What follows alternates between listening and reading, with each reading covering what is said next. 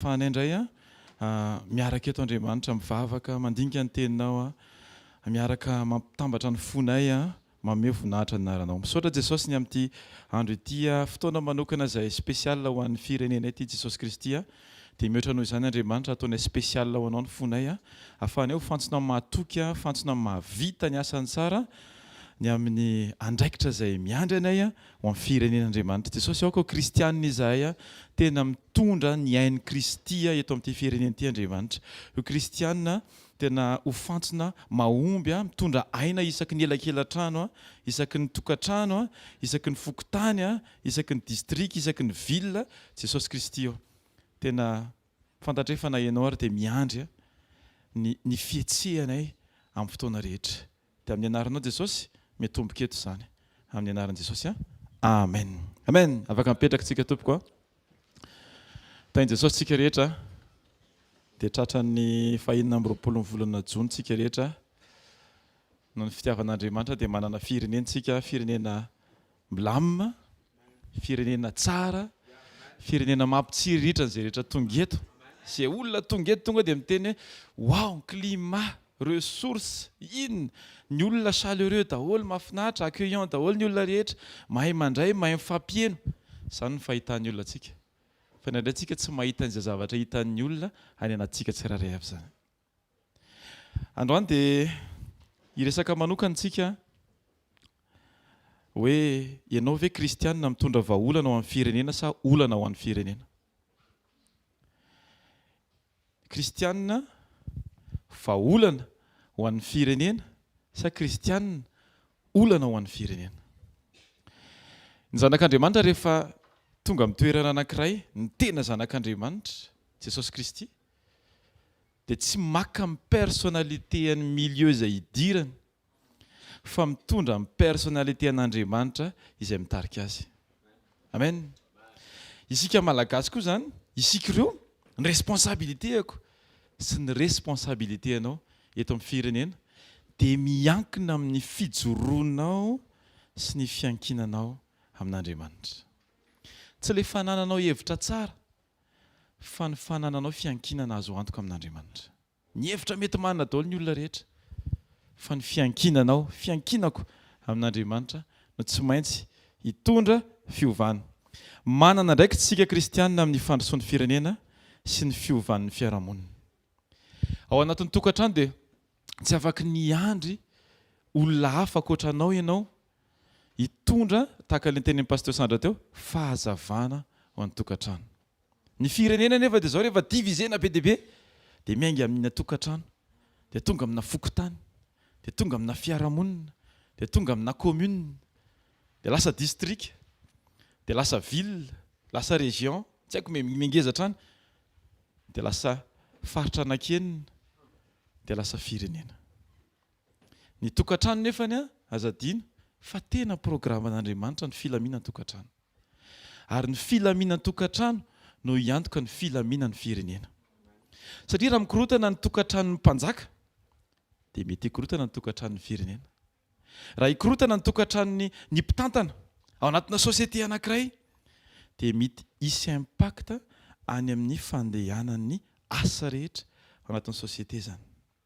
Ary ny miantoka ny filaminan'ny tokantrano dia ny fiandrianan'Andriamanitra ao anatin'izany tokantrano izany. Amen. Andehantsika hivavaka mba tena hoe izaho ianao, hitantsika amin'izany izany hoe tena important be mihitsy ny fijoroantsika tsirairay avy satria izay no miantoka ilay ngeza be eo amin'ny firenena.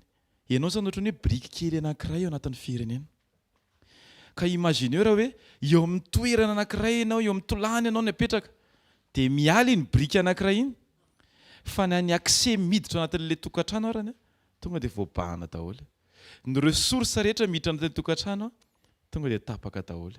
Raha misy Kristianina anankiray tsy mijoro dia amin'izay fotoana izay misy zavatra be dia be efa destiné ho an'ilay ankohonana na ho an'ilay firenena izay tsy afaka no tonga anatin'ilay tokantrano anatin'ilay firenena satria vokatry ny tsy fijoroako sy ny tsy fijoroanao. Andehantsika tonga saina hoe important be ne mety antsika miampita eo fotsiny ohatra fotsiny izao ohatra hoe mahita tsika ilay passage Passage eto Antananarivo. Passage fiampitana. Ny fahatongava-tsaina dia miainga amintsika kristiana. Matoa io ny soritana dia eo ny tokony hiampitana. Fa tsy eny amin'ny toerana, tsy hoe eo ihany ny tsy azo hiampitana. Izay mantsy ny zavatra misy amin'izao fotoana. Ohatrany hoe eo ihany ny tsy azo hiampitana. Fa nefa ny tokony izy, eo ihany ny tokony hiampitana. Dia raha hampianatra tsika amin'ny télé sy ohatran'izany, ny olona rehetra tsy afaka ny hanery an'izany tsika. Fa vokatry ny fananana ao an'i Kristy dia mahatsapa ianao hoe wow, misy zavatra tokony ho ataoko sy tokony ho arahako. Ary miainga amiko ilay izy, ilay disiplininy. Raha hiteny fotsiny aho hoe fiampitana eo amin'ny passage io, raha izay. Faharoa manarakaraka an'izay, inona ny responsabilitéako amin'ny resaka fako. Isaky ny mandeha sekoly tsika andeha maraina dia mahita ny fahadiovana amin'ny anaran'i Jesosy ny toerana rehetra. Aleloia. Fahadiovana hvkl ny tiako tenenina. Rehefa mahita an'ireny tsika dia zavatra izao mety mitranga, na ianao manome tsinona anao, na ianao mandray andraikitra. Dia tsika tsirairay avy mila misafidy hoe inona ny tokony ataoko, inona ny responsabilitéako. Ary io miainga ny an-trano. Tsy afaka nitaky ny aty an-dalana ianao raha tsy efa marina taminao tany an-trano ilay izy. Tsy afaka nitaky fahadiovana aty ianao raha tsy niainga tany amin'ny tokantranonao ilay fanadiovana. Miainga amintsika, miainga amiko. Teneno hoe miainga amiko ny zavatra rehetra. Aleloia. Ny fiovana dia miankina amintsika tsirairay avy. Ary isika dia tsy tokony hiandry hoe hisy poste vao afaka hetsika. Fa eo amin'ny toerana misy antsika tsirairay avy dia tokony hanomboka eo ilay fiovana marina. Amen. Amen. Ny fanovana firenena araka ny sitrapon'Andriamanitra dia tsy mitovy ny fanovana firenena araka amin'ny fijeriny izao tontolo izao. Ny fanovana tsy hoe ianao manongana, fa ny fanovana ianao manomboka. Tsy manongana ny mitondra ianao, fa manomboka eo amin'ny toerana izay ametrahan'Andriamanitra anao. Tsy andry ianao hoe raha izaho zao ny ohatran'izao dia izao no ataoko. Fa teteny anao eo amin'ny toerana misy anao io mihitsy, inona aloha ny afaka ataonao androany. Inona aloha ilay zavatra efa nendrasan'Andriamanitra hatramin'ny ela be ataonao, tanteraka ve ilay izy. Raha izaho zao ny tena tompona andraikitra ny fanadiovana eto amin'ny commune, izao ny programanao efa tanteraka ao tokantrano. Izay aloha ny fanontaniana mipetraka. Efa tanteraka ao tokantrano ve ilay izy? Efa tanteraka amin'ny toeram-piasana ve ilay izy? Ny organisation anao ve? Ianao mety, tsika mety manana programa be hoe izao ny ataoko dia izao ny ataoko manana tena plan mahafinaritra be tsika. Fa eo amin'ilay ara-panahinao ve efa marina izay plan izay? Satria mialoha ny fahadiovana ety ivelany dia takian'Andriamanitra ny fahadiovana ao anatintsika tsirairay avy. Ny fahaizantsika mandrindra ny zavatra rehetra. Amen. Tsisy an'izany hoe rehefa ao anaty jet privé dia hisy inspiration manokana. Fa raha mbola aty anaty bus dia mbola tsy mety aloha hoe tsy takatro ilay izy. Tsy any amin'ny toerana hipetrahanao no ahafahanao mahatakatra ny sitrapon'Andriamanitra, fa eo amin'ny toerana izay hanendren'Andriamanitra anao androany manomboka eo ilay izy. Amen. Jesosy ny vahaolana. Jesosy ny vahaolana. Averika? Jesosy ny vahaolana. Aleluia. Ary rehefa mihaona amin'ilay vahaolana ianao dia afaka mitondra sy miaina an'ilay vahaolana ka mizara an'izany amin'ny olona hafa. Mahasamy hafa ny fiainana kristiana amin'ny fiainana tsy kristiana dia izao. Tsika tsy natao hitondra ny olona fotsiny hoe na hoe ampiseho fotsiny hoe ry ataovy. Fa tsika dia nirahana mba hanao mba ho ohatra ho an'ny hafa ihany koa. Satria Jesosy afaka nataony Jesosy marina ny ohatran'izao dia ny eo tonga dia mivitainy fotsiny famonjena fa tsy nandalo an'ilay 3 taona sy tapany izy. Vita izany, tsisy zavatra tsy hain'Andriamanitra. Fa tsy nety tamin'ny raha tsy izy mihitsy ny nidina dia nanao ohatra exemple mba ahafahan'ny olona mahita hoe tahaka an'izao ilay zavatra andrasan'Andriamanitra aminy. Amen. Misy tenin'Andriamanitra vakintsika ao amin'ny mpanjaka voalohany. Aleluia. Mpanjaka voalohany toko 7:20. Mpanjaka voalohany toko 7:20 tantaran'ny Elisa no jerentsika androany akatsika lesona hoe inona no andraikitro sy andraikitrao amin'ny anaran'i Jesosy ao amin'ny fanarahan'ny dian'i Kristy, inona ny impactany fiarahako amin'Andriamanitra eo amin'ny fireneko. Mpanjaka voalohany toko 7:20 avy hatrany dia ny andininy 7:20 novakitsika sy ny andininy 20. Mazotoa misitrika aho a, mazotoa miafina fa ambadiky ny fiafianana, ambadiky ny fiafiananao, ambadiky ny fanekena ho takona no iantoka ny fombiazanao amin'ny anaran'i Jesosy. Ary niala teo Eli ka nahita ny Elisa zanaky Safata izay nampiasa omby 420. Manaraka tsika, aleluia. Mikambana tsororoa avy fa izy teo amin'ny roa farany indrindra, ary Eli nandroso nanatona azy dia nanipy ny kapotiny anarona azy hatreo aloha. Amen. Amen. Aleluia. Fanomboan'ny fotoana niarahany Elisa tamin'ny Eli fotoana anankiray io. Tamin'ny fotoana nionany Eli tamin'ny Elisa dia teo amin'ny toerana anankiray ohatrany hoe tsy présentable zany Elisa raha iona amina mpaminany, satria teo amin'ny toerana anankiray izay niasa tany. Amin'ny dika teny hafa moa dia teny mihitsy hoe niasa tany, fa amin'ny teny gasy izy ohatrany tsy tena préciseny. Niasa tany izy, laboré, zany hoe teo amin'ilay fiosoana mipotaka no notendren'Andriamanitra iona ny Eli tamin'ny Elisa.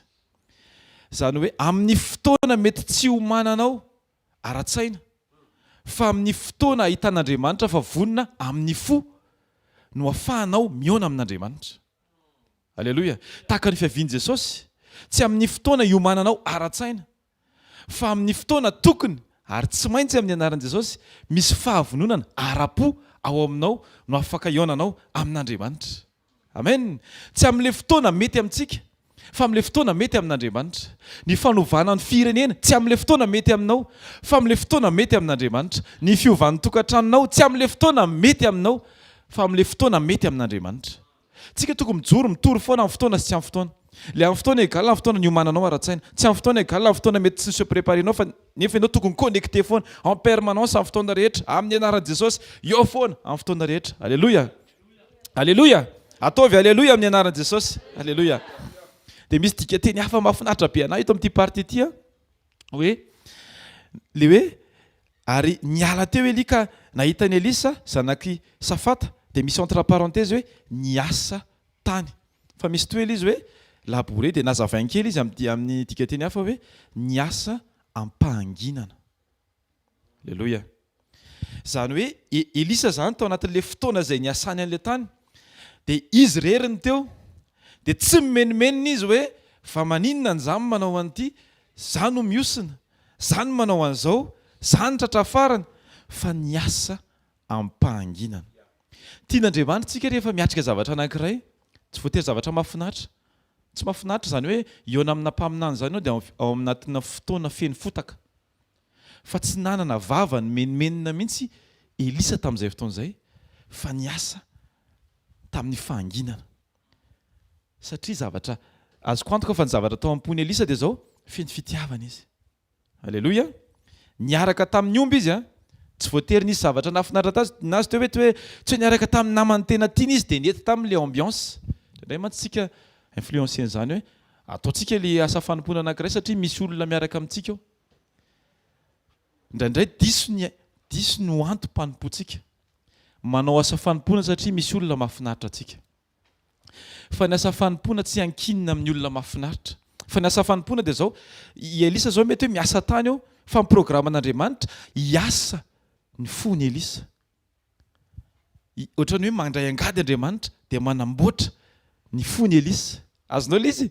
Ao anatin'ilay fanompona izay hatrehantsika tsirairay avy, miasa ny fonao ny Andriamanitra manamboatra ny fonao ny Andriamanitra ao anatin'ny asa fanompona tsy voatery mitovy foana fomba fijerinao sy ny fomba fijerin'ny olonao, fa ianao no asaina, ianao no amboarina. Tsy hoe atao mitovy fomba fijery amin'ilay olona ianao, fa ilay olona rehetra ao atao mitovy fijery amin'Andriamanitra. Izany hoe ny olona rehetra izay ao amboarina daholo. Alléluia. Mety indraindray mety mafimafy amboarina, fa amboarina, ahitsy ny fomba fiteny, ahitsy ny fomba fijery, ahitsy ny fomba fisainana, ahitsy ny fomba famindra. Aleloia. Dia ny andrasan'Andriamanitra ao anatin'ilay izy tsy ianao manohatra mahagaga, fa rehefa ngeza ny fanoheranao dia ela kokoa ianao vao tonga ny amin'ny tanjon'Andriamanitra ao anao.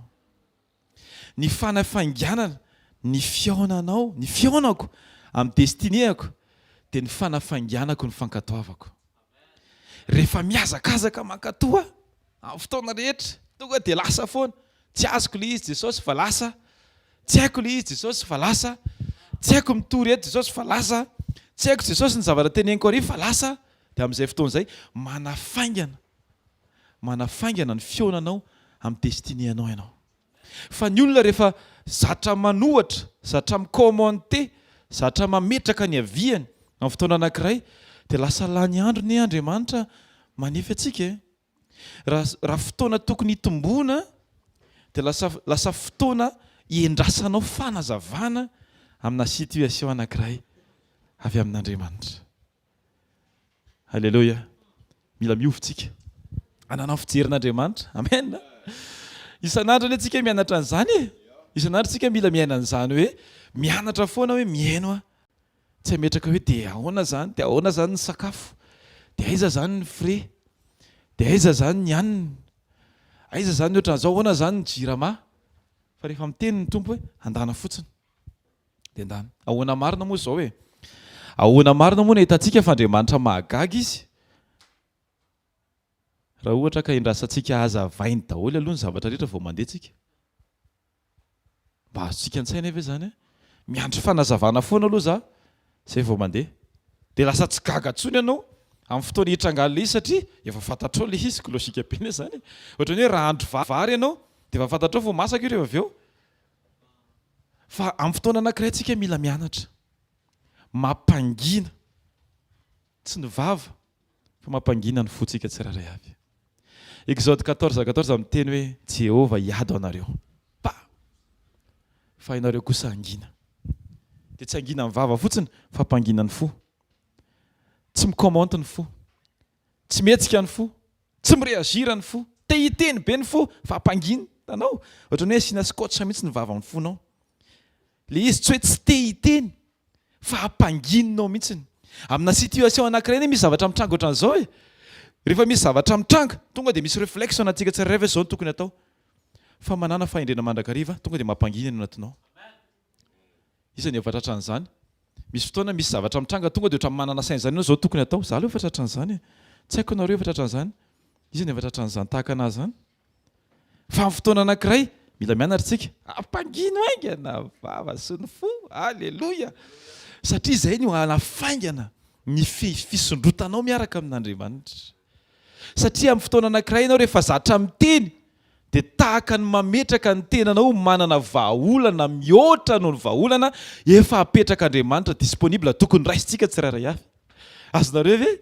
Lasa micontredire an'Andriamanitra tsika amin'ny fotoana anankiray rehefa tsy tokony hiteny nefa miteny. Tsy tokony hitondra vahaolana ianao nefa lasa mitondra vahaolana, nefa ilay vahaolana efa preparen'Andriamanitra ao ambadika ao. Mila miandry, mangina, mampangina. Alleluia. Zay ilay hoe rehefa te hiteny mafy dia feno rano ny vava. Fa tsy possible mihitsy zany hoe sady hiteny ianao, misy rano ambavanao, lasa gararaka izy mantsy. Zay zavatra heny ao ny tena marina. Alleluia. Amen. Ndao tsika hitehaka ho an'ny tompo aloha. Amin'ny anaran'i Jesosy. Alleluia. Alleluia.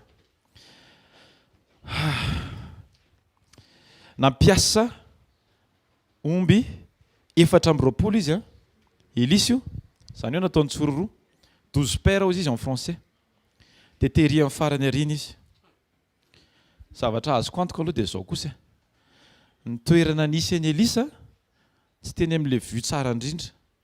Raha teny amin'ny farany arina an'ilay omby izy, tsy vue panoramika zany ny teo ny tena marina. Fa zavatra hafa mihitsiny.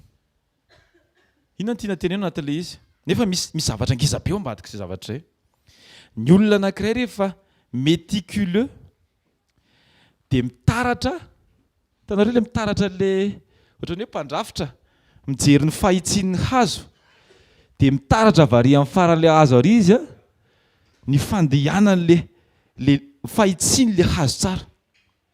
Zany hoe Elisa zany rehefa nanao n'io asa io dia averyeriny izy mitily ny fitarihan'le omby an'le angadin'omby reny mba ahitsy tsara hifanaraka amin'izay zavatra nampanaovina azy.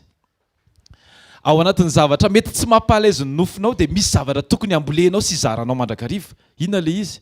Ataovy tsara mihitsiny izay hampanaovin'ny tompo anao rehetrarehetra.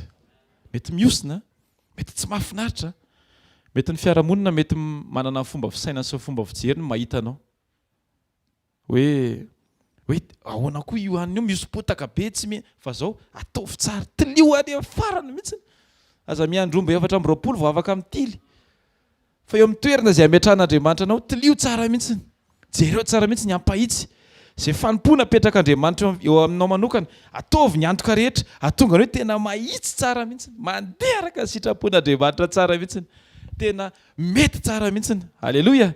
Mila méticuleux tsika. Izany hoe amin'ny détail rehetra zay apetraka Andriamanitra zay eo alohantsika dia mila tena voasoratra ao, voakajinao tsara mihitsy. Izay ny mahatonga Jesosy ny teny hoe ry mpanompo tsara sady mahatoky.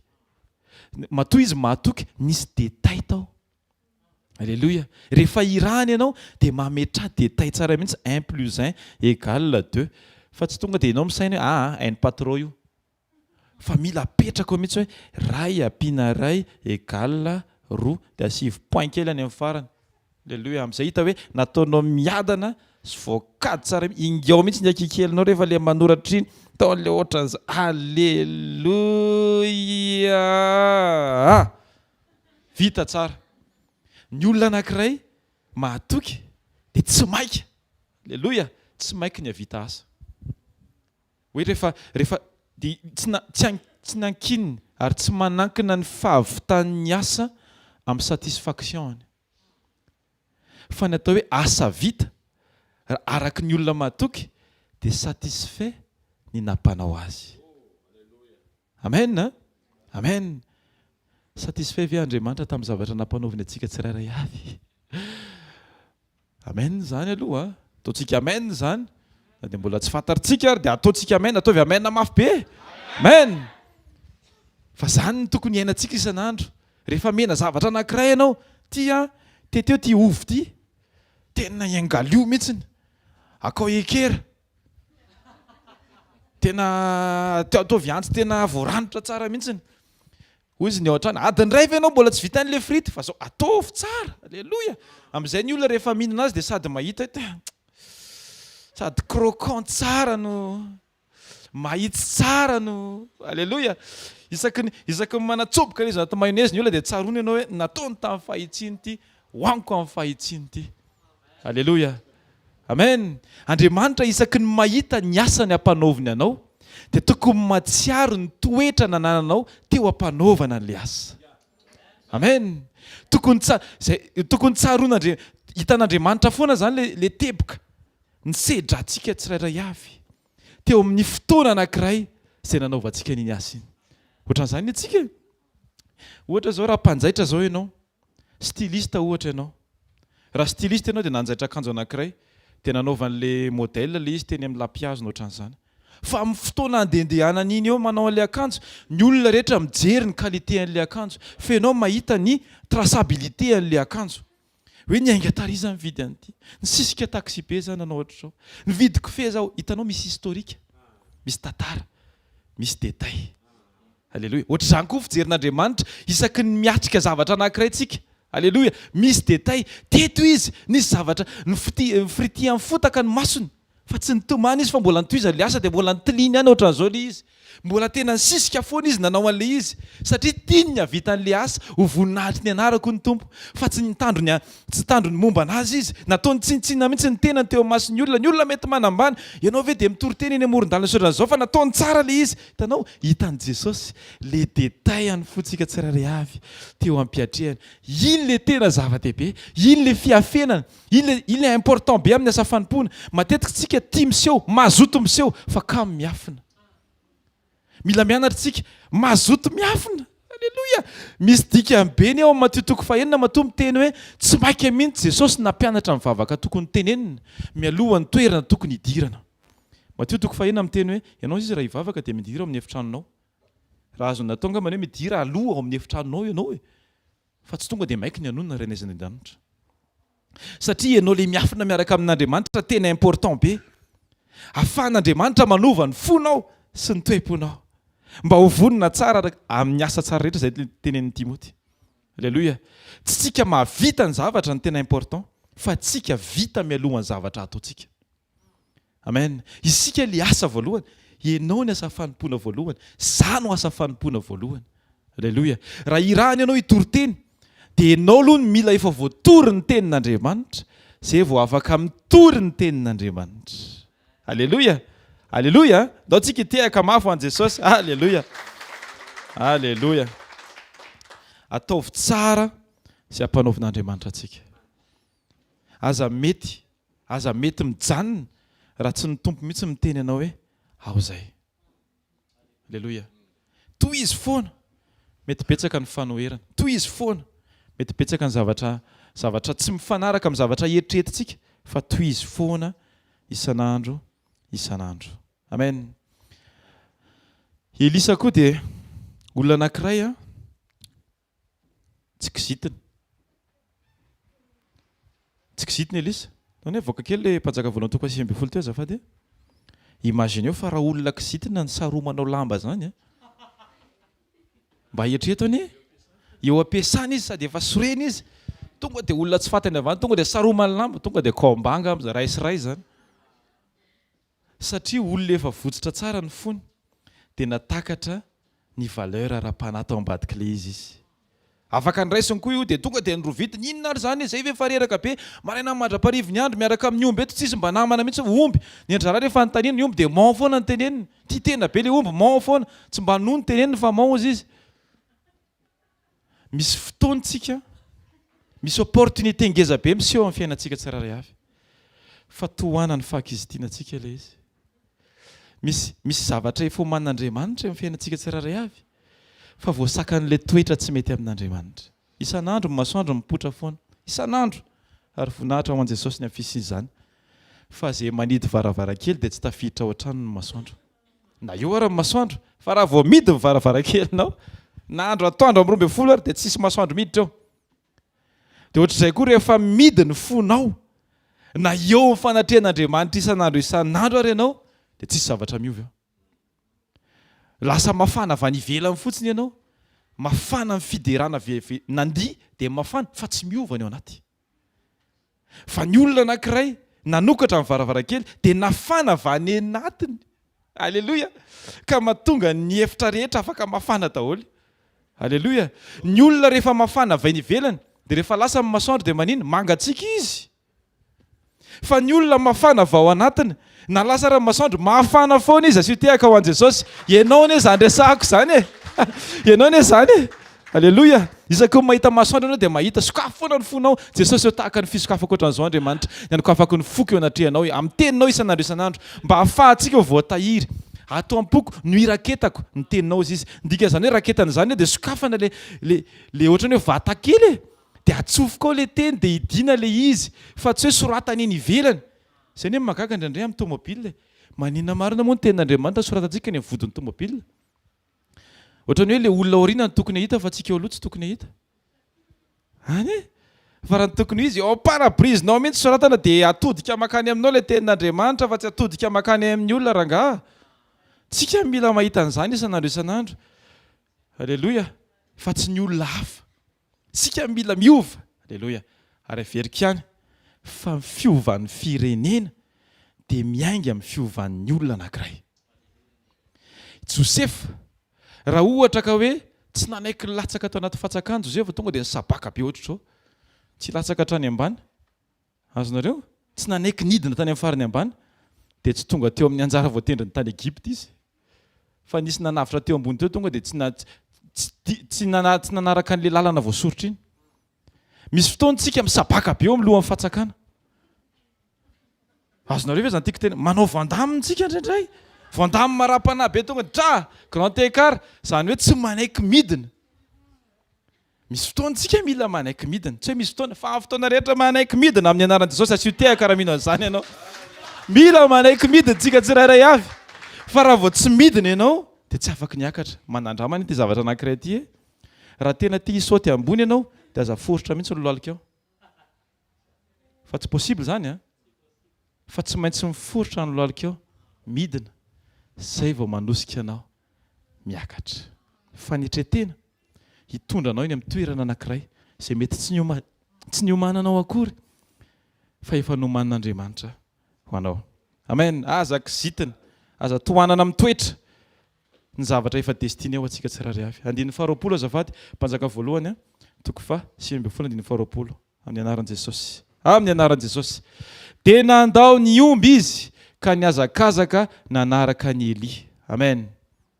Nandao ny omby, raha ataontsika valeur, lozany motoany, lozany fiarany, lozany jet privény, lozany tranony, dia tsy hoe nandeha miadana izy sady nierika nakany amin'ilay omby le lasa zany le fitadiavako ariko hatreo zany ireo fa niazakazaka izy. Hitantsika io ny fionanao amin'ny anjara voatendrinao dia tsy maintsy ataonao amin'ny azakazaka, satria ny olona miazakazaka dia olona midika fa olona tena décidé ny amela ny aneriana fa iona amin'ny eo aloha.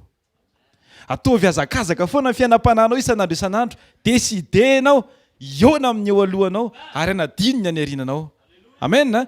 Iona amin'ny eo aloha ary anadino ny aneriana. Tsy maintsy misy fanapa-kevitra raikitra isa maraina, vao mifoha maraina ianao dia tsy maintsy manadino ny omaly fa miona amin'ny zavatra efa voahomana ho anao androany. Amen. Zay mahatonga ny hoe ny sakafo tamin'ny herinandro tsy afaka conservenao foana dia eo hohanina foana, tsy atsofoka anaty frigo fa hohanina foana. Zay lasa dia aleo hohanina lasa. Fa ny androany hatreo misy zavatra vaovao foana ao amin'ny Jesosy ho antsika tsirairay avy. Amen. Mila miomana antsika anatin'izany. Amen. Elisa koa dia nanana toetra anankiray mahafinaritra be. Ozy izy hoe masiny ianao ozy izy avelao aho aloha anoroka ny kiaky sy ny eny fa manaraka anao. Ary izy taminy hoe Eli zany mandehana miverina fa maninanao moa tsy moramora miatrika an'izany efa avy olona avy nanarona lamba anao mbola miteny hoe ndany ianao raha ndeko tsy problème ane zany ndany ianao raha hiverina. Rehefa madio ny fonao dia ny important aminao le zava-panahy fa tsy le zavatra tenen'ilay olona. Misy fotoantsika tsy manaiky ny zavatra tenen'ny olona hafa satria jerentsika hoe izy aloha le miteny, fa mila matakatra tsika hoe inona le zavatra teneniny dia inona ny zavatra tian'Andriamanitra ambara amiko ao anatin'izany zavatra teneniny zany. Mety misy mpiara-miasa tsy kristianina, mpiara-mianatra tsy kristianina, olona manodidina tsy kristianina, fa reny mihitsy no ampiasain'Andriamanitra anitsy ny kristianina. Dia tsika indray misy avinavi-po dia tsy mandray ny zavatra teneniny ireny olona ireny, tsy miheno akory satria matahorantsika sao dia voova mivoky satria ianao tsy manana assurance hoe manana fany masina, satria ny fany masina mavita miaro ny sofinao tsy heno zava-pady. Alleloia. Hitanao fa tsy fijoroana daholo ny zavatra zany. Rehefa tsy mijoro tsara dia midote foana amin'ny fotoana rehetra, midote foana. Ny zavatra malaza ao amin'ny tranonareo dia sode, lokanareo sode sinina, sode foana, sode zao, sode zao, sode hanina, hanina kosa dote foana. Alleloia. Ary rehefa zatra midote ianao dia lasa miabandonné après. Ndika miabandonné amin'ny teny gasy dia abadona, abandonné. Tsy fahalalana ny tenin'Andriamanitra. Raha vao tsy ampy ny information anao amin'ny Jesosy dia lasa mora milasy ianao avy eo, mora miala ianao, miabandonné ianao après. Fa ny olona mahafantatra ny toerany ao amin'Andriamanitra tsy miala zany mihitsiny. Amen. Asitehako izany ao an Jesosy. Tsy miala mihitsiny. Troahana lamba tsy miala, asena mandeha tsy miala, tsy miala zany. Matoa ianao tsy tafala dia satria efa hitanao le tokony ho sarangotina. Tahaka an'ilay vehivavy ny saringotra tamin'ny morotongotra akanjo Jesosy. Ny olona rehetra ny efa tena hoe iza koa ty ambany ty. Mety efa manambany, mety efa misy fomba fitenin'ny olona mihitsy aminao manokana. Fa zao sarangoty, le morotongotra kely iny, sarangoty, aza votsitra mihitsy hatramin'ny farany. Aza votsitra, tazomo foana. Ninona zavatra misy, ninona fanoherana, tazomo foana. Alleloia. Atao finiavana, fanapa-kevitra anatinao mihitsy hoe za tsy hiala aminao Jesosy. Jesosy mihitsy ny teny tamin'ny mpianatra hoe ahoana? Hiala koa anareo? Dia Petera ny teny hoe ho any amin'iza moa zahay? Hany dia aza diny fa iny tenin'ny Petera ny teny hoe ho any amin'iza moa zahay? iny no niazona amin'ny Petera lasa natonga anazy tsy niala teo amin'i Jesosy tamin'ny fotoana ny elan'ny mpianatra rehetra satria efa ny devancen'ny tena izy hoe ho any amin'izy moa zahay zay nefa nanolo tena ho anao zay nefa anao tanteraka isan'andro sika mila miconfesse an'izany ho any amin'izy ianao ho an'izy ianao mahatonga anao miabandonné indray satria tsy fahatoran'le teny tsisy conviction anatinao hiteny hoe zany ho any Jesosy ny situation mety manohatra fa ianao mbola miteny hoe zany ho any Jesosy zava-drehetra mety manosika anao miematra fa ianao mbola miteny hoe zany ho any Jesosy ary indrindra ty zavatra anankiray ty ny sainao mety tsy resy lahatra fa ny vavanao aza vela tsy ho resy lahatra hiteny hoe zany Jesosy foana fotoana rehetra sytehaka ho any Jesosy amen amen amen wa oui alléluia alléluia misy foana ny occasion de fuite rehefa miaraka amin'Andriamanitra misy foana ny hirika afaka hitsoahana zany hoe tsy ny hirika zany ny manqué atsika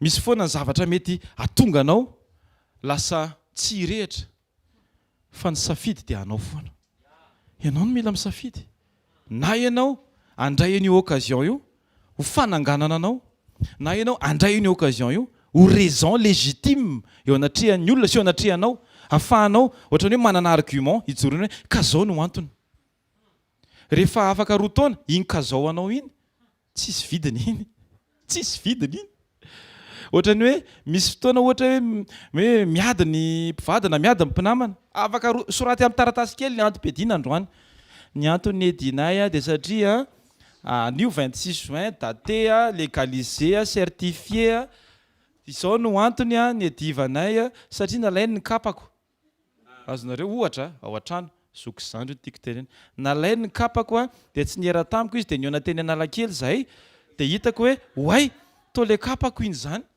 dia avy eo tonga taty trano dia naseky nanao fanekena izy hoe ny kapanao marina nanaovako dia tezitra izahay teboka afaka 10 taona vakio iny fa miara-mena reo inona ary zany zavatra nampatezitra atsika zany azonareo rehefa tena jerena amin'ny recul tsara ny zavatra anankiray tsisy dika daholo le mampatezitra alléluia mila maka recul tsika dikany hoe maka recul miakatra ambony ny fijerinao miataka azonareo ohatrany apetraka elizy dia jerena ambany plus anao mijery elizy lavitra araky ny fijerin'Andriamanitra fijerin'ny voromahery dia mahita angle zay mbola tsy hitanao hatramin'izay sy tehaka ho any Jesosy rehefa tofanao ohatran'izao ny télé dia izy mahita anao fa ianao tsy mahita anazy any imagine ny hoe tena itao kaiky be eto ny lohanao tsisy nininona hitanao fa rehefa lavitra ianao dia mahita ny détail ary rehefa lavitra ianao dia tsy le io hitanao io fotsiny hitanao fa hatramin'ny zavatra tiana tongavana dia hitanao alléluia alléluia asivo alléluia zany amin'ny anaran'i Jesosy amen tsara ny eo a Jesosy io tsara mihitsy Jesosy io i Elisa dia tsy vita niazakazaka iona amin'ny destiné fa Elisa ihany koa dia olona tena manana fo any ray aman-dreniny na dia fatanareo hoe misy antso dia mbola navetratra tao am-pony hoe aloha zany mba hanao velomany dada sy neny vetivety raha olona nanana problème tamin'ny ray aman-dreniny io tonga dia ay barakay zany occasion be ty lasitsika alléluia verintsika afaka telo taona teny antsika hoe ny tompo mihitsy ny antso atsikako lasitsikako azonareo fa nefa tsy izay izy vao nahita izy hoe misy zavatra hitrango amin'ny fiainako dia mila manaja ny sitrapon'Andriamanitra hoe manaja ny raiky sy ny rainy koa tandremy fa indraindray mahatonga antsika hanota ny fahafantarantsika hoe atsonontsika tsirairay avy lasa misy lasa tsy conscientsika amin'ny tokony priorité eo amin'ny fiainantsika tsirairay avy Jesosy ny voalohany alleluia manaraka azadino ireo ray aman-dreny amen ny ray aman-dreny no mahazaka ny vision mipetraka Andriamanitra ao aminao ny ray tapo aminao tsy voatery hazaka ny vision mipetraka Andriamanitra ao aminao zay dia mahatonga Genesis 37 milaza rehefa nitantara tamin'ny rahalahy Josefa ny amin'ny nofy ny fahitana izay nasehoan'Andriamanitra azy tonga dia tezitra ny rehetra hoe fa ahoana ianao zandry kely io ve zay zany ianao an'izao anatrehanao dia avy eo fandroany Genesis 37 tantarainy tamin'ny rainy dia ny rainy nitahiry an'izany saintsaina an'izany tao anatin'ny fony important be tsika ny fitohizan'ny asa fanomponao dia miankina be mihitsiny amin'ny fanananao fifandraisana tsara amin'ny ray aman-dreninao. Halleloja. Takatra Elisa le izy.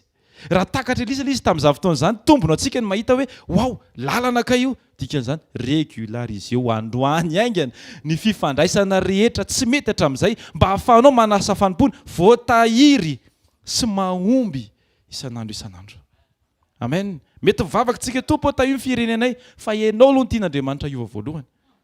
Inona moa zany? Raha ataon'Andriamanitra maniry eto daholo ny zava-maniry rehetra eran'izao tontolo izao, dia hanova ny fiainam-panahintsika ve zany? Tsy alefa ny fiainam-panahintsika aloha miova. Dia rehefa miova ny fiainam-panahintsika dia mahita hoe wow, efa ampy io a. Alleluia. Tsy hoe ampy io a. Tsy hoe ampy io zany. Fa efa ampy io. Alleluia. Matetika mantsy rehefa tsy ampivavaka antsika dia ampy io foana ny tenantsika, ampy io, ampy io. Nefa tokony hoe efa ampy io. Alleluia. Alleluia. Alleluia. Elisy ilay nanompo tamin'ny fahanginana, tamin'ny fofen'ny fanajana ny ray aman-dreny. Alleluia. Raha resaka hira ndraisantsika vetivety izao hoe misy akora fototra amin'ny resaka hira. Be dia be ny akora fototra, mety hoe ao anatin'izany mety hoe mélodie an'ilay hira, mety hoe tonkira, mety hoe arrangement, fandrindrana, harmonisation, technique sy ohatr'izany. Be dia be. Fa tsy ny hira rehetra no mahataona olona. Fa ny hira mahataona olona dia ilay hira mahataona an'Andriamanitra. Dia lasa mahataona an'ilay olona avy eo. Amen. Tsy hoe vao mahay mélodie ianao, tonga dia tena torotoro be mifona. Jesosy, tena zany kosa aloha na tsy haiko raha nytonona. Haika ilay izy momba fanamboarana pao. Rehefa tena nianarinao ny tonkira ilay izy dia haika ilay izy hoe ohatr'izao ny fomba fanamboarana pao fa tsara be fotsiny ilay mélodie. Tsy any ambadika ilay mélodie ilay izy, mety hoe fanodony lafarinina, afangaronao amin'ny rano, asiana sira kely dia asiana levure. Dia misy karaha hoe levure, levure, levure, levure. Azonareo ve? Mety mandona be ilay mélodie indraindray. Fa azadino fa ny tonkira dia tena important be mihitsy. Samuela faharoa, alleluia. Misy antony amato miteny an'izany. Samuela faharoa toko faharoa amby roapolo andininy voalohany. Samuela faharoa toko faharoa amby roapolo andininy voalohany sy faharoa amin'ny anaran'i Jesosy. Davida no miteny eto. Alleluia. Samuela faharoa toko faharoa amby roapolo andininy voalohany sy faharoa amin'ny anaran'i Jesosy Kristy avy any Nazareta, ilay nanolotra ny aino antsika rehetra. Samuela faharoa toko faharoa amby roapolo andininy voalohany sy faharoa. Mbola tsy voaka ilay izy ny dikan'izany. Ay, allo fa sokafako ara. Amin'ny anaran'i Jesosy. Tsika indray zavatra asa fanompona tsy makalagy. Amen. Zavato fa mahitsy be izay teniko izay. Hoy ny ten'Andriamanitra ary Davida nanao izao firany izao ho an'i Jehova tamin'ny andro namonjenan'i Jehova azy tamin'ny tanan'ny fahavalony rehetra, indrindra fa tamin'ny tanan'i Saoly. Amen. Le tonkiran'i Davida dia vokatry ny fahitany ny zavatra nataon'Andriamanitra tamin'ny sitomany an'i Davida tamin'ny adversaire rehetra. Azonareo le fototry le tonkira? Jesosy. Fototry ny tonkira? Jesosy. Fototry ny mélodie? Jesosy. Alleluia. Ny fifandrindrana? Jesosy. Le fototry dia izay zavatra eny efa azadino. Fa ny Davida rery niatrika an'io dia lasa ny olona rehetra ny afaka mihira an'le hira. Misy fototra ny afina tao ambadika tao, tahaka ny hoe Elisa rery ny andro iomby. Azonareo dia misy vokatra, misy akongeza be amin'ny firenena rehefa avy eo vakitsika rehefa eo zay zavatra ny afina natrehany Elisa rery. Misy fotoantsika mila miatrika rery mba hahafahanao tonga vokatra tsara. Ary rehefa tonga vokatra tsara ianao dia misy olona hafa mizoirany ny fahavokaranao iny. Alleluia. Le tonkira nosoratan'i Davida dia vokatry ny fahatsapany ny fitondran'Andriamanitra. Ary rehefa natsapan'izany izy dia nataony hira le izy. Dia ianao rehefa maheno an'izany dia lasa torotoro ny fonao, dia lasa te hitodika makany amin'Andriamanitra. Hitanao, ny fiasan'Andriamanitra ao anatinao io dia destiné mba hahatonga ny olona hita an'Andriamanitra fa tsy hahitanao. Amin'ny anaran'i Jesosy. Amen. Amen. Andininy faharoa dia hoy izy hoe Jehova no aram-batiko sy batery fiarovana ho ahy. Ary mpamonjy ahy. Mpamonjy ahy Jehova. Mpamonjy ahy Jehova. Amen. Ny atonga ny fireneko atsapa-tena hoe mpamonjy azy Jehova. Dia satria misy olona anankiray tao natsapa hoe mpamonjy azy Jehova. Tsy afaka terenao ny firenena hoe mpamonjy anao Jehova raha tsy ianao anankiray aloha matsapa hoe mpamonjy anao Jehova. Amen. Miainga amiko sy miainga aminao le izy. Alleloia, miaingy amiko sy miaingy aminao le izy. Afanganiko le izy fa mandeha fotoana. Any marika toko fahafolony dia misy zavatra anankiray manao hoe ny anaran'i Jesosy. Niady ny mpianatra tonga izy mirahalahy ry zanabaratra. Alleloia. Zavatra nitranga dia zao tompo a mba te hiresaka dinika manokana aminao zay. Ohatrany hoe te hiantsika odisy an Jesosy zany zalahy. Avilo ianao aty zao hoe zao raha ngamba mety vera ohatra mety ve zao angatahana izao jereo fahendren'i Jesosy a. Efa fantatry ny tompo a hoe zao zavatra teneniny. Dia hoy izy ireo lahy hoe mety vera zao mba angatahana marika toko fa 10 andiny fa 42 sy 43 tena ifantohantsika reveo fa résumeko le izy. Dia niteny izy zay zao anao ty zandriko teo ka avanao dia za mba eo kavy dia tena tonga dia ohatran'ireny tena mahafinaritra reny tsika zany tonga dia tsika trio mahafinaritra any a zany tany am-pony zareo. Vao nariany zany koa ny mpianatra rehetra ambiny tonga dia naninony tezitra dia ny 500 zay. Tonga dia tezitra matoa tezitra efa nsaintsaina azy zany koa fa tsy tafatemy meloa fotsiny. Zany hoe miady lohany daholo zany ireo. Ohatran'ny iny ao an-trano mividy akoho ray dia miady lohany nefa ray fotsiny. Azonareo ve? Misy fotoantsika misy zavatra tsy tsapanao hoe mbola misy eo aminao raha tsy efa eo faire face à l'izy ianao. Tsisy nafantatra ireo mpianatra rehetra hoe mbola manana an'izany fiadiana lohany zany ke za raha tsy teo amin'ny fotoana anankiray natsapa hoe exposé anao nisy nangataka talohanao natsapa amin'izay ianao hoe ke za mbola ohatran'izany. Azonareo ve le izy? Ndraindray tsika tsy mieritreritra hoe misy zavatra mbola mila hitsiny ao amintsika fa rehefa eo anatrehan'ilay zavatra mahita ianao hoe oay Jesosy eo esory amiko ty zavatra ty fa ka tsy mety zavatra zay. Dia nitoy ilay izy andiny fa 42 manao hoe zavady an'ilay andiny fa 42 41 sy 42 nazavain'i Jesosy le izy zao le izy zalahy ataoko tena farany tsotra zao ny any amin'izao tontolo zao rehefa mitarika dia zay mpitarika eo tonga dia manandevo ny ambiny tonga dia mahitsy be ohatran'izay le izy tonga dia totoan'ny ambiny zay mitarika zany dia totao daholo ny ambiny fa zao ny ao amintsika tsy ohatr' zany dia ny fa 42 andiny fa 43 azavady 43 tsy ohatran'izany natao amintsika ozy izy fa zao ny teneniko anareo zay te ho lohany amintsika rehetra te midina ambany manompo miservira rehetrarehetra tsy ankanavaka tsy miady no lohany eo amin'ny firenena ianao fa miady ny hanompo ny firenenao. Ny fiovan'ny firenenao dia miankina amin'ny fanomponao fanekenao hanompo an Jesosy fa tsy mifakanao toerana hoe imagineo tsika rehetra hoe atao président, proasident, 4 5 6 be dia be zany tonga dia filoham-pirenena samy manana amin'ny ministrany. Misy ministry ny fanjairana kiraro misy be dia be tonga dia tsisy mandeha io. Misy antony ane reto matoa ny biby rehetra ny foron'Andriamanitra lohany ray misy zavatra lesona tokony raisitsika ao tsy tokony hisisiksika amorona lohany hafa fa tokony hianatritsika ho ilay tongotra mahatoky afaka mitondra ny firenena ny tanjon'Andriamanitra. Amen. Asitehaka ho an Jesosy. Alleluia. Alleluia. Alleluia. Alleluia. Alleluia. Nareo mahafinaritra. Alleluia. Aza sidoka fotsiny amin'ny ray amin'ireo tsika le resaka hira teo hoe tsara ny mélodie na hoe tsara ny tononkira na hoe tsara ny ohatran'izao fa ny sitrapon'Andriamanitra dia jaona disety hoe mba ho iray any izy rehetra atambatra daholo dia lasa tsara daholo ny zavatra rehetra. Amen. Amen. Tsy miankina amin'ny zavatra anankiray fa miankina amin'ny fiasan'ny olona rehetra. Firenena indray ny tiako atongavany eto. Alleluia. Natao hoe edena mahafinaritra dia zaridaina maro feno voninkazo tsara be. Firenena mahafinaritra, Kristianina betsaka feno ny fahatsaran'Andriamanitra miseho isan'andro isany. Tsika zao ohatra ny voninkazo be dia be. Alleluia. Misy ao anaty pom-boninkazo, misy tsilo ilaina. Alleluia. Misy lavana azy ny tsilo fa mbola jerentsika izay. Ny orchidée ilaina, tsy tianao ny anarany dia tsy ilaina izy fa lafo be ireny. Alleluia. Fa ilaintsika mijoro foana amin'ny fotoana rehetra. Mpanjaka faharoa toko fahaenina indray azafady ny amara-parana antsika azy eto ny tena vontoantiny sady hisaritako ny fonareo. Tamin'ny fotoana anankiray rehefa nanana fototra tsara Elisa dia afaka nazaka ny zavatra tian'Andriamanitra ho hitany.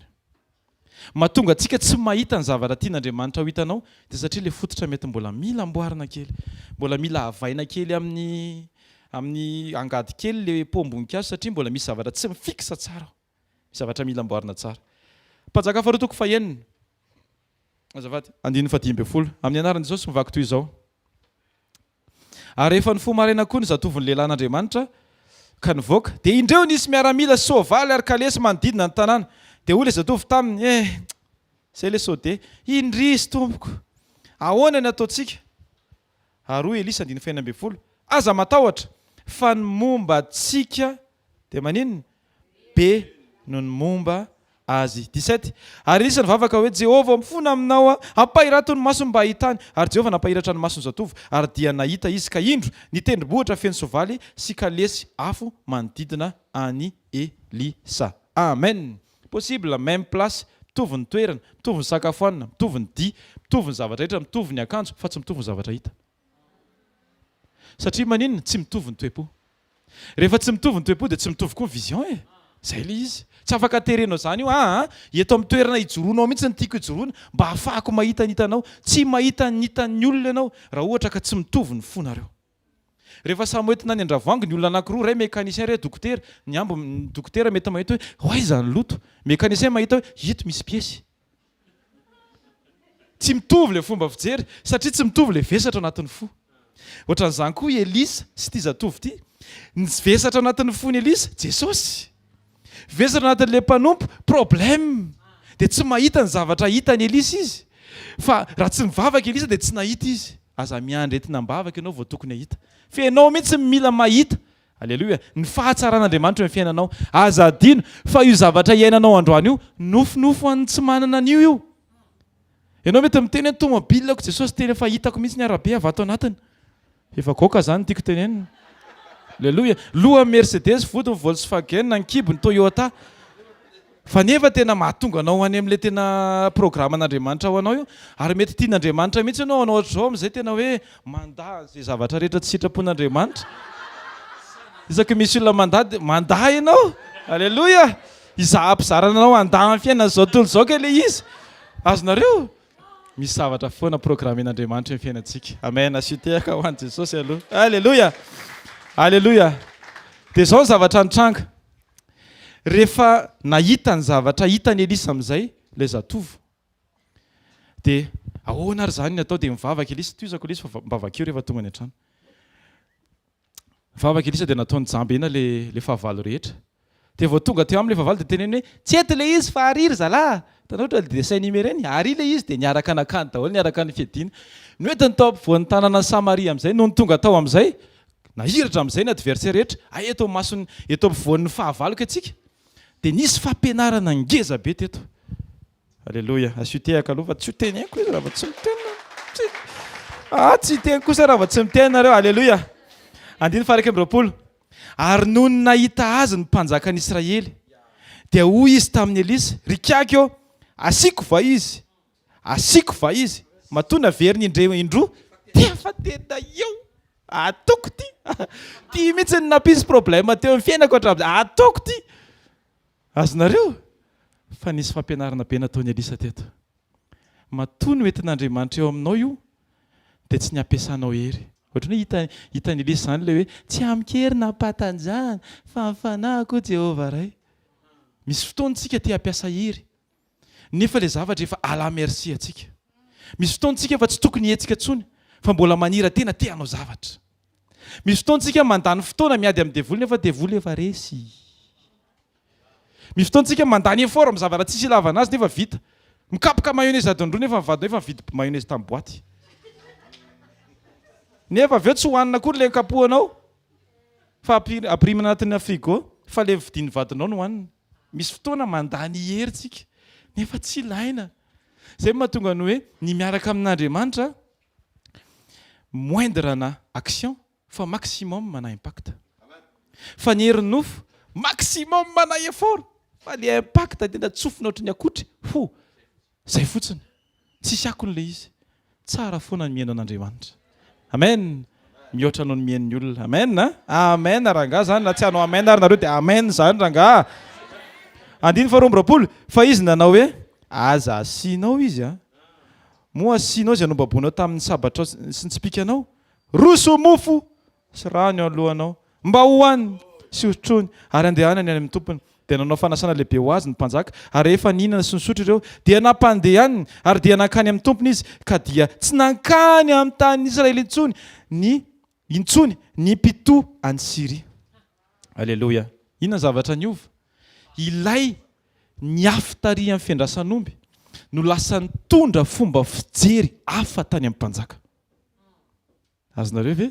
Le fiefiny Elisa niafina tary no afaka nitondra anazy tonga teo amin'ny toerana anankiray ni-influencer ny décision amin'ny mpanjaka. Ny fi-influencenao ny décision ny mpitondra firenenao dia miainga amin'ny fiafinao aty ambany fa namafisanao ny foto-tsaram-panahy miaraka amin'Andriamanitra. Fa za mino fa ho avy ny andro, ho avy ny fotoana izay ametrahan'Andriamanitra anao amina fotoana anankiray afaka i-influencer olona anankiray hanova ny décision ny firenena. Amen. Tsy tonga dia maika ny hoe hanova ny décision ny firenena aloha fa miverina ny le fototra aloha tsika rehetra. Alleluia. Rehefa tsara fototra ianao dia amin'izay fotoana izay azo antoka ny vokatra. Tsy afaka nitaky voanjobory ianao raha namafy tsaramaso. Ndraindray tsika manao fiainam-panahy ohatran'izany. Zao no tiako hitranga nefa ilay tsy izay ny hafafinao amin'ny fiainanao. Tsy mifanitsy amin'ny tenin'Andriamanitra zavatra hafafinao amin'ny fiainanao nefa mivokatry ny tenin'Andriamanitra no andrandraitsika. Azonareo ve izany tiako tenena izany? Alléluia. Important be le hoe le olona niandry omby tery a, le olona nasena nanosika omby a, nijery ny omby avy any aoriana, iny mihitsy ny tian'Andriamanitra hitondra vision vaovao tao anatin'ny firenena. Amen. Vision mila tsika miainga avy any ambany. Mila toe-po miainga avy any ambany. Ahoana moa ny ahafahantsika mahazaka ny vision an'Andriamanitra? Raha olona mitiritiriny ery ambonitsika fa tsy manakidina. Satria lasa olona hanohatra ny vision an'Andriamanitra ianao raha vao tsy nidina tary ambany aloha. Mila manetry tena. Midina faran'izay ambany. Faran'izay ambany. Tsy maninona atao tsinitsiny. Korintiana 2:1-7. Klema ho anareo izy. Ny anananareo ady anie. Lasa sanction. Lasa ina zany tenenina azy. Lasa handicap atsika ny fananantsika kombandra indray. Jereo ary ankehitriny dia klema aminareo ny anananareo ady amin'ny namanareo. Nahoana ny tsy aleo maninona izy? Mandefitra ninona? Tsy rary ny ianareo. Nahoana ny tsy aleo? Mahatra ambakaina ianareo. Tsy maninona na matsiaro tena ambakaina satria ny tombony aminao tsy le tombony any amin'ny olona fa Jesosy Kristy ny tombony ho anao. Alléluia. Alléluia. Alléluia. Alléluia. Mila miovitsika. Inona miova? Ny saina. Romaina 12:2. Ary aza manaraka fanao zao tontolo zao fa miova fanavaozana ny saina. Tsy tokony mitovy fijery amin'izao tontolo zao ny fomba fijery ny zanak'Andriamanitra. Rehefa misy situation anankiray délestation ohatran'izany, tsy tokony mitovy fijeryntsika amin'ny olona hafa fa hafa ny fijerinao. Ianao vao tapaka ny courant, tompo misaotra anao, afaka mivavaka indray tsy mila mikipy vao maizina. Azonareo ve? Alléluia. Afaka mivavaka foana tsika amin'ny fotoana rehetra. Amen. Tombony foana. Marina foana ny tenin'Andriamanitra hoe ny zavatra rehetra miara-miasa asoa izay tian'Andriamanitra. Matoa ianao tsy mahita ilay zavatra anankiray ho mahasoa anao, mbola tsy tian'Andriamanitra ianao. Matoa misy zavatra anankiray hitana hoe tsy mety amiko ty Jesosy, mbola tsy tian'Andriamanitra tsara ianao. Eo amin'io fiainanao io, misy karama, tsisy karama, tian'Andriamanitra ianao fa tsy izay ny problème. Tsy any amin'ilay misy na tsisy ny problème. Fa matoky ianao fa afaka mamatsy foana Andriamanitra. Goaika ary ny irany. Mba imagineo goaika ny irany. Alléluia. Amen. Amen, amen, amen. Ny fanovana ny firenena dia tsy fanonganana. Tsy fanonganana eny ambony fa fanovana ny eo amin'ny toerana ametrahan'Andriamanitra anao. Ataovy ny antoka rehetra mba ahafahan'ny ankohonanao miova. Rehefa miova ny ankohonanao dia fa ohatrany hoe lueur d'espoir ny amin'ny fiovan'ny firenena izay. Taratra fiovana ny amin'ny fiarahamonina. Amen. Rehefa miova ny ankohonanao dia miova ny fiarahamonina, miova ny piray tanàna. Alléluia. Ianao ve rehefa miditra amin'ny tanàna anankiray dia matsiaro tena ny olona ho mavesatra sa matsiaro tena ny olona ohatrany hoe fiadanana. Hifaly indray satria io izy. Sa hoe io indray. Io ndraikitra fivoriam-pianakaviana dia misy manontany, andeha aloha izy sa tsy andeha? Azonareo ve zany? Tsika nefa Kristianina. Hitakitsika ny fiovan'ny firenena nefa tsika tsy manaiky fiovan'ny ankohonana. 26 juin androany. Averiko fa sao dia tsy tadidanareo. 26 juin, 25 plus 1. Alléluia. Manana responsabilité tsika ho an'ny firenena. Alléluia. Tsy hoe tsy maintsy mijery matso vao mavita. Fa na ao an-trano arany mila mivavaka. Manana fotoantsika androany. Vavaka ho amin'ny firenena. Vavaka ho amin'ny mpitondra. Daniela tsy mitovy ary ny Andriamanitra ny ankofa sy ny mpanjakana dia mpanjaka tompoko foana ny fiteniny. Fa tsy hoe le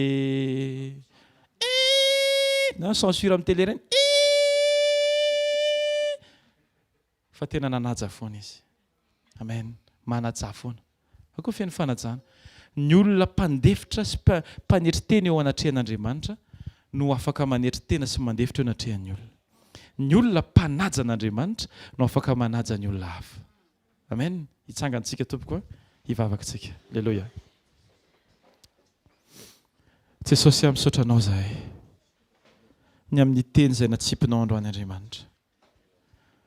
Fa raha taloha izay Andriamanitra dia tahaka ny hoe miandra ny mpitondra anao zavatra. Dia aika ianao miandry anay Andriamanitra ho ilay zavatra voaova. Olona voaova an'i Kristy.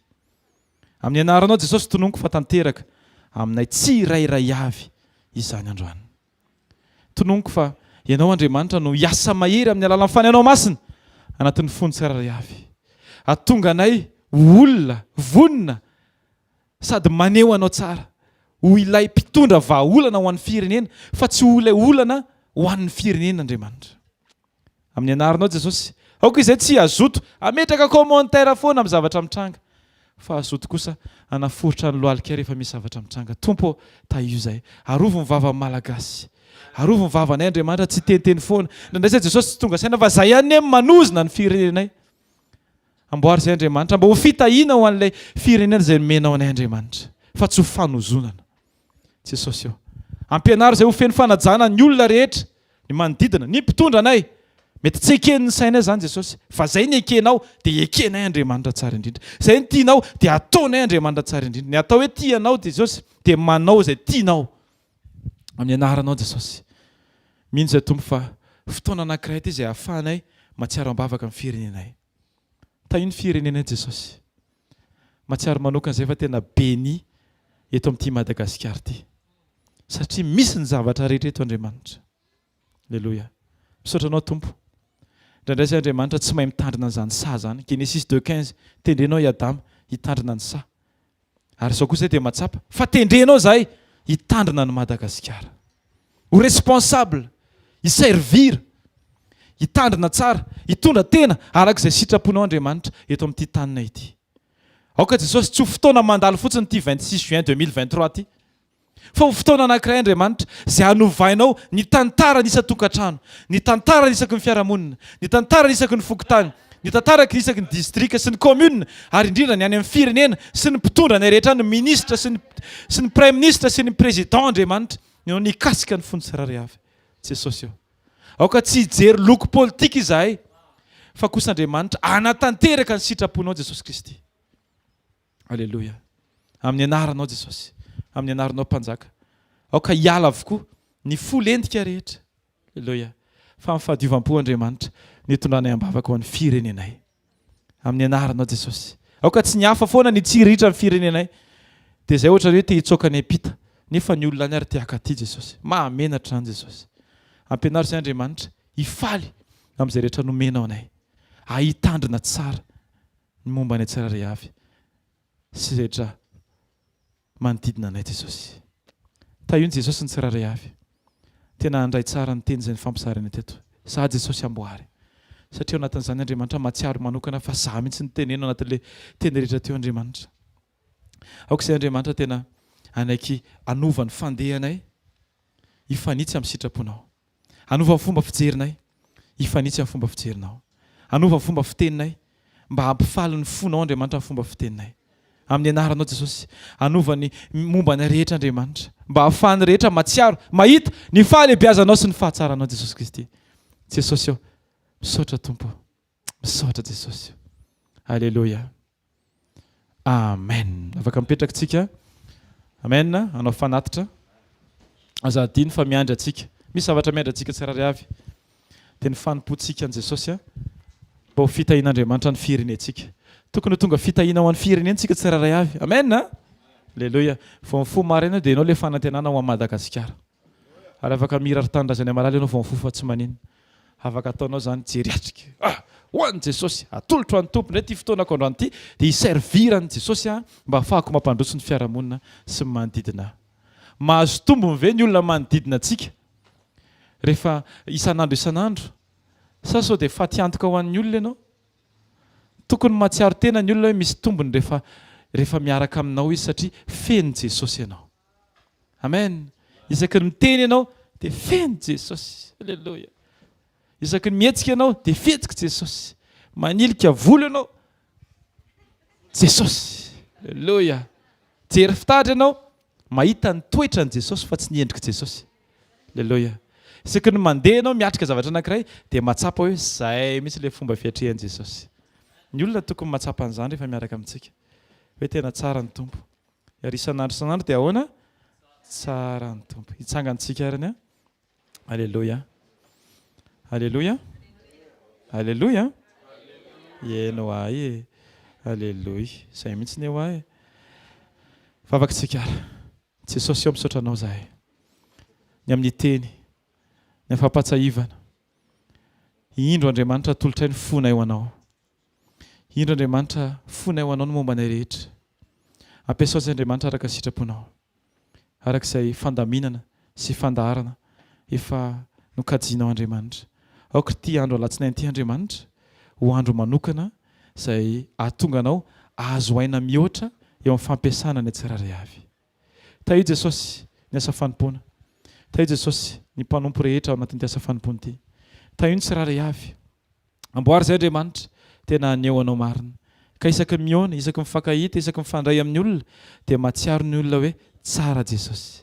Fa tsy ahita ny olona hoe tsara zahay, fa ianao Jesosy no hitan'ny olona amin'ny fotoana rehetra. Amin'ny anaran'i Jesosy. Amen. Raisiny tsotsotrano. Amin'ny anaran'i Jesosy. Hitahy ianao ny Jehovah ka hiaro anao. Ampamirapiratra ny tavany aminao ny Jehovah ka hamindra fo aminao. Anandratra ny tavany aminao ny Jehovah ka ame anao ny fiadanany. Amen. Amin'ny anaran-dray sy ny zanaka ary ny fanahy masina. Amen. Fahasoavan'Andriamanitra matoy izao fahasoavan'Andriamanitra matoy izao nareo. Tainy Jesosy daholo asa dino sekoly raha ampitso eto sekoly fanasitranana ny alarobia sekoly miaraka amin'ny pasteur Jao rabe aja aveny amin'ny Botsiry. Tainy Jesosy daholo tsika rehetra. Soara tompoko.